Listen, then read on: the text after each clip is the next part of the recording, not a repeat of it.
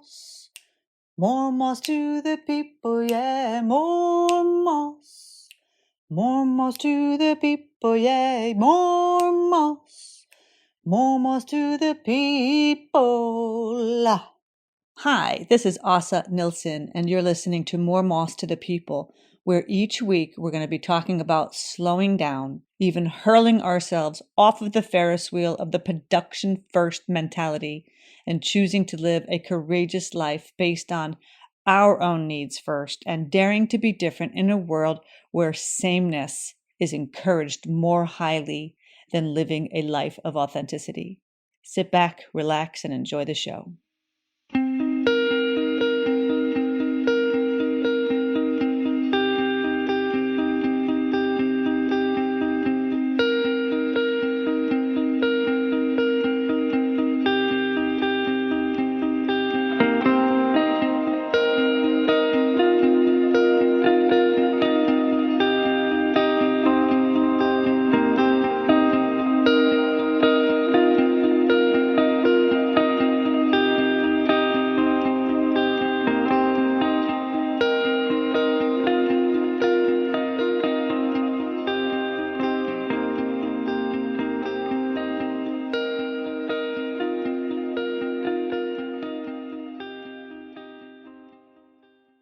Good morning.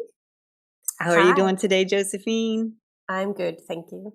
Good, good. Welcome to More Moss to the People, the podcast where we're having cool conversations with people who have opted out of the rat race, maybe choosing to slow down their life a little bit and realizing that doing life their way is much more important than following in the queue of what everybody else is doing.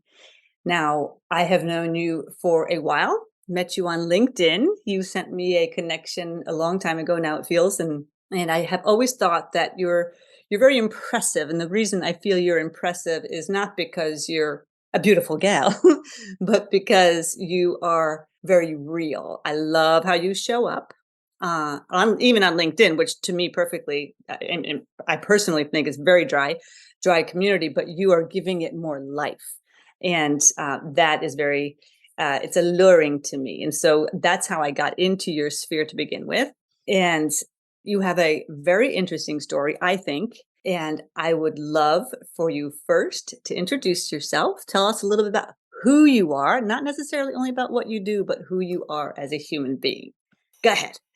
Thank you so much. And thank you for having me on your show. I'm feel super proud that I get to be a guest on your show at all. I mean, this is just amazing. And maybe a little bit about my story and why I feel so privileged to be on your show is I used to be in corporate for over 20 years. I was one of the good girls who did what I thought everyone was doing, and I got my master's degree, and then I got into corporate, and one thing just led to the other, and I never really had any goal, and I really hated the HR question, where do you see yourself in 5 years' time? Because I didn't even want to be there in the first place, right? So I just, I made something up always, right? But I climbed the corporate ladder, and my last position was carved out for me. It was made for me. It was within one of Switzerland's largest banks, and I was heading a team. And then I had started to play, with the thought of becoming an entrepreneur. And I even spoke to four and a half different potential business partners. With the first 4.5. Yeah, exactly. Was it a child? So the first business was with 2 partners. We did have the passion, but we didn't have the guts. And we got stuck in this whole SWOT analysis. What should we do? What shouldn't we do? We didn't even dare to test the idea. The second business idea was also with 2 different business partners, 2 other women within the financial services industry. There, we didn't have the guts either, and we didn't even have the passion. Neither one of us. Dead from the beginning, right? And the half idea, I spoke to a 5th business partner, and we couldn't really agree on what it was that we were doing. But I had this feeling I want to do something else. I feel that I should do something else. And at the same time, I was kind of counting my days to my retirement, only 7,300 more days or whatever, only 20 more years. And I was like, 20 years, oh my God. Exactly. And then I got my first wake-up call. And my father was diagnosed with pancreatic cancer, and my Google research said that he would have 3 more months to live. And that was my wake-up call. I was like, what am I doing? I need to get out of here. I'm wasting my time. I'm wasting each and every one of those days. Yep. And so I quit. What year was this? This was 2019. Okay. I handed in my resignation in September 2019. 2 weeks later, my father passed away. He didn't get those 3 months. He got 6 weeks. Okay. Yeah, that's all he got. So I never told him that I had actually quit my job. And I didn't dare to tell my mom either. So I was in my mid-40s and still had, I usually call them, the golden cage. You have all these different bars that hold you inside the cage. And one of these bars was, what does my mom think? Or what does other people think? You have been studying and you have been working in a career, pursuing a career for so long. And then you have to break out of that, right? You have to break out of that cage and get out on, I call it the bridge that will take you towards where you want to be. And the reason I feel so privileged to be in your podcast is because what helped me at the time because I had no clue what I wanted to do. I just handed in my resignation. I felt so lost, at the same time, extremely giddy. And I was like, okay, so what can I do? What do I do? And I started to listen to podcasts, to inspiring stories. And I was thinking, if they can do it, I can do it. Oh my gosh. So right. And that's exactly, your story is, I have a pretty similar background too, but this is not about me. Today, we are talking about your beautiful story of courage, right? It's to have courage first, like on the inside, like all these different places that you had to see all these different scenarios first in order to be like, no, no, no, no. And I believe like the whole building blocks that we have in our lives that bring us to the point where we're like, I'm jumping, right? I'm taking this leap of faith. And I love I love your golden cage, the visual of the golden cage. And I want to know more about that. So you chose yourself. You chose yourself at that point. Tell me, like, what was that like for you? Because that took some chutzpah to be able to do that. Yeah, because what someone might say, yeah, but you had been an executive within the corporate world, you probably have loads of money. Well, to the story belongs also that my husband had quit his job a year earlier because he had come to a position where he said, I can't do this any longer. I need to get out. So he had started his own company where we had put most of our savings into his company. Right. So but I just felt that if I don't get out now, I will die in here. I will never ever get out of here. And I know in hindsight that might be, a little bit kind of overreacting, but that was how I felt. Maybe not. Maybe not. And I think that everyone will, if you feel that something is wrong or you are in the wrong place, you will have your wake-up call. And the wake-up call can be that, as in my case, that someone very close to you passes away, that makes you realize that life is short, that you are that you're kicked out of the company, that you're laid off, which happens a lot currently, right? That you have a burnout, that could be another one, or that you yourself is seriously ill. That was actually my second wake-up call, which I got later on. But it's all of these things are kind of like a little bit like a fork in the road. It pushes you in one completely different direction. Maybe not immediately, right? But sooner or later, right? Well, it's also wake-up calls are different for each person, right? And the stress that stress is a killer. There is no joking around stress, and that's really one of the main reasons why I also even came up with More Moss to the People, was so that we can start to identify how we feel when we are in stress, when maybe we don't even recognize that we are in stress because we don't even understand what we're feeling. So you had a second wake-up call. Let's talk about that. Yeah, so I had been self-employed for a while, and I had done serving different types of clients. My coffee machine is sounding in the background. I'm so sorry. Girl, you want to go get a cup of coffee? Go get one. We'll wait. I don't know if you can hear it, but okay, so let me go back. It's fine. It's dead now. It's silent now. So anyways. So I had, when I quit my job, my first thing was, I want I don't want anyone to feel the same way I feel now. I don't want anyone to wake up in the mid-40s feeling as if they have been pursuing the wrong career. And I was like, so I wanted to help people pursue their dreams. And then I was like, but what if they do pursue their dreams? What do I do then? Will I become, liable for that? Will they sue me for quitting their jobs? I was like, coaching is probably a good thing, a good tool to have in my backpack. So that is how I came into coaching. And I started to coach these, I call them a little bit lost corporate women, until a day when I had a big workshop, and I was like, I sat there and I invited these women who were in the workshop with me to have a Q&A call with me. And you could see on my face, you could see on my whole energy that I didn't want to be there. I didn't want to, serve these people. I am not the best person to serve these people, because they need someone who's really patient, who can listen to their story over and over and over again. And I am not that person. No. That made me take a step back again in my business, and where I said, okay, so I need to do something different, something that I want to do. And that led me to the business that I have today, to my business mentoring and coaching business, where I help action takers, entrepreneurs to build a profitable business. And then in December last year, I had no symptoms, no nothing. And my mom came to visit us very short term, because we had decided very short term that we were going to stay in Switzerland over Christmas. And I got symptoms that led me to the ER, where they identified that I have a malignant tumor in my right kidney. And with the story of my father passing away within 6 weeks, that was what I thought was that it. Sure. Am I now not going to see my kids grow up? Am I now going to be here? And I was like, damn it. I already had my wake up call. I wasn't looking for another one right now. I'm not ready for that. Sorry. What is happening here? And then I realized that, I had been brave, but not brave enough.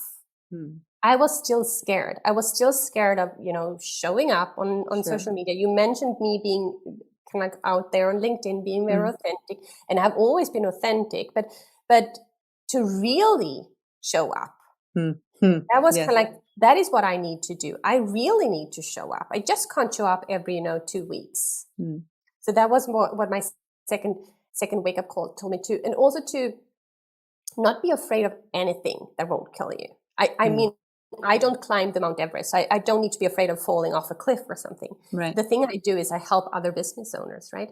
So what are you afraid of? What is the worst thing that can happen? And for me, it was that someone might write something mean. Negative, right. Somebody being mean or ghosting you or bad-mouthing you in public or saying that you're wrong or stupid. Exactly. Yeah. That's the worst thing that could happen to me. So so it's more about, okay, so what do I want? Well, I want a lifestyle. I want a lifestyle business. I want to collect experiences, memories. That is what I want, right? It has nothing to do about, going to a work where you wake up every morning with a bad stomach feeling, or as in my case, afraid of starting the laptop in the morning, whatever emails you had back in my corporate days, right? This is not when I'm a business owner. This was back in my corporate days. Life is way too short to do that. Create a lifestyle, a life where you feel comfortable, that you want to live. Well, I mean, if we don't, who's it? I mean, really, who are we doing it for? If we are not true to ourselves, and that is something I find so admirable, people who aren't embarrassed or ashamed to put themselves out there, because me as a 55-year-old woman, I am so happy when somebody shows up and just says, this is who I am, because I grew up in a way that no, I'm not enough as I am. So I'm always going to make it about you. If I say that you're doing great, then there's no attention on me, which was very comfortable for me. So for your sake, then, when you finally decided, I got to ask you, your sense of humor is terrific, and you're usually pretty self-deprecating. Which, do you do that intentionally so that it's almost like a protective mechanism so that other people, like if you say, okay, I just made a mistake, because you out yourself all the time. And I laugh, I sit and I'm like, that's a knee slapper when I'm listening, like reading what you're putting on LinkedIn. So I think that it's good because it's like you're almost like hedging your bets. It's like you put yourself out there so nobody else can do it. Like nobody else can be like, Josephine, she didn't do that right. She made a mistake. She made a mistake on her email. Like, who cares? Right. What you talked about, like when you worked at the bank, right? I mean, how if you made a mistake, it was bad. It was bad if you made a mistake. That pressure, that stress that you were under. Ugh. Exactly. Probably, but and there is little thing that I'm still struggling with, always being politically correct. I probably always overthink. Not every post that I do, but many posts. And it's like, if I write men and women, but then you have all the other LGBTQ, but what about whatever, right? Is that then wrong? Will I then offend someone? And then at the same time, you can't be friends with everyone. You won't be friends with everyone. No. One of my connections on LinkedIn, he wrote to me yesterday and said, "Thank you, Josefine, so much for commenting on my post," because he felt as if he had been kind of like put out in the cold because he had written a comment on someone else's post and there was a shitstorm kind of attacking him on that, right? And I said, well, you can't be friends with everyone, and we know that. Yeah, we know that, right. And Intrinsically, we know that. Us back, right? Right. And I have had haters. I've had haters in particular on Instagram, and I've had haters on Facebook ads that I ran, and first it hurts, and first I wanted to react and respond, and kind of defend myself, and then I was like, why? Because it's not about me, it's about them, right? Yeah. So just delete, forget, and then put them in the cupboard of don't waste any energy, because some people are then like, but then they need help to understand, and I was like, no, other people can deal with them. Yeah, that's not my job. No. Exactly, it's not my job. No. And I think that's also it's very astute of anybody that has the ability to kind of put this in a compartment of, well, that's a shame that they feel that way. Okay. And then put it over there and then you move on. Because I think that also when you dare to put yourself out in the world, there's going to be people. And I also believe it's a test in some way that these haters or people who have to give their own opinions on your opinion, which is, that's if it's the forum, if you put yourself out for that kind of forum. But if we don't dare to do something that we believe in or that we stand up for ourselves and for others, whatever, then what's the point? So leaders always are going to have the shit. There's always going to be people that are saying bad things, because ultimately it's like, if I'm doing it, at least I'm out here doing it. At least I'm putting myself out here. I'm daring to do what it is that I believe in. And I absolutely believe that you are one of those people. And that's important, because there's a lot of eyes on you. You have, it becomes an important role. Also, it's a responsibility, and to have the courage and to show up as yourself, that takes immense courage, even if you are politically correct. I mean, at some point, you're right. I mean, there's always going to be people that are offended, always. And we can't worry about everyone. Because they will never leave our house. They wouldn't do anything else. And also not to forget, because it's like, I've seen some statistics somewhere that it was like 95% of everyone on, for example, LinkedIn are just observers. They never like. Looky-loos. Exactly. They never like, they never comment, they never show themselves. Now, I was one of them. When I quit my job in 2019, I didn't have a profile picture on LinkedIn. I probably had like 20 connections because I only accepted those that I really have met in real life before. My Instagram profile was extremely private. I had one picture of my kids, one picture of when I crashed our car. That was it, right? And for insurance purposes. Exactly, for the insurance people. No, but it was private. They would have had to request.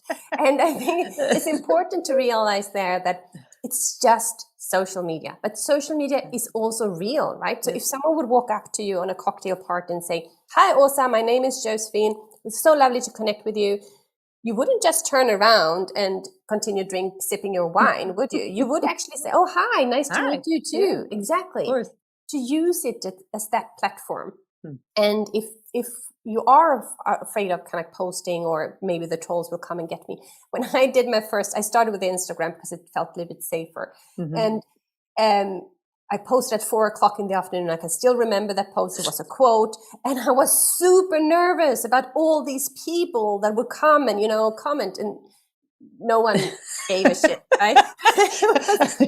Nobody cares about us as much as we care about us. Exactly.